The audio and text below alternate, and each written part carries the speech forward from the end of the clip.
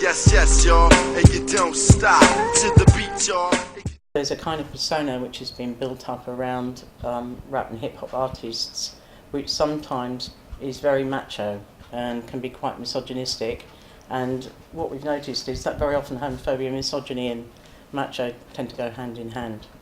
Those stuff was my checker, but I respected her. She hit me in the heart. Well, I think this has links to misogyny. I think like when you start looking at the male artists, very often they are presented, there's a history, if you like, and the presentation of them coming out of that history has been things like gangster rap and the bad boy image, macho bad boy image, which has made it very difficult. And if you look further back than that, you'll find that reggae dancehall artists have also taken on board this kind of macho image. Looking at some of the lyrics, the kind of slap the bitch stuff goes hand in hand with kill the queer quite often. And in fact, there's a whole movement towards stopping artists coming over here who are performing what's been known as murder music, who are exactly doing that, who are proposing that gay people should be either tired or hung or set on fire or stoned or whatever it is. Having fun, not worried about anyone, and you can tell. I mean, I don't think it's healthy in the long run. I think the fact that kids in schools use gay as a derogatory term isn't healthy.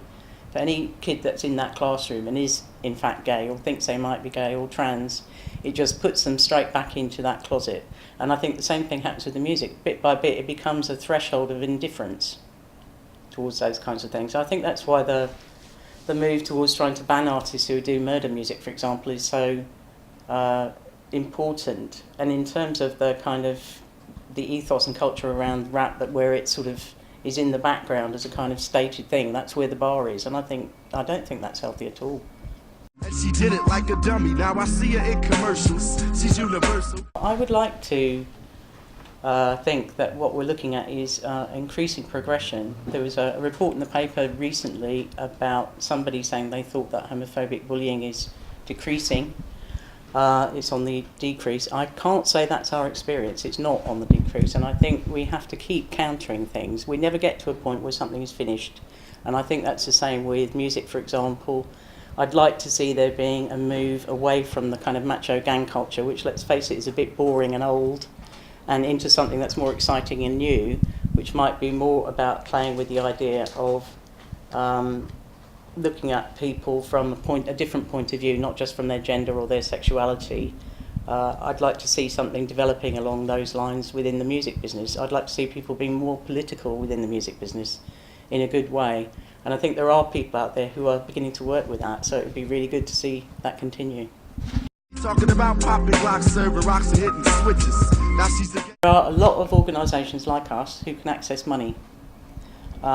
Youth Music is another one that would be very interested. I think give your own individual voice room to breathe. Get it out there. If you don't like these lyrics, and you know, the same as we don't like these lyrics, if you want something different, do it. Come to people like us and ask for help, ask for some money, ask for something to get it going, and we'll see what we can do. There's an awful lot of goodwill out there to make things happen, but you just have to come forward and ask for it, because otherwise people just don't think there is. They don't think anybody cares. They don't, they won't see necessarily that there are that many young people who want to do something different. So I think that the thing to do is to ask. This is going to drive.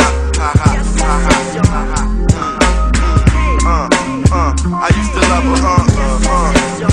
I used to love her. I used to love her.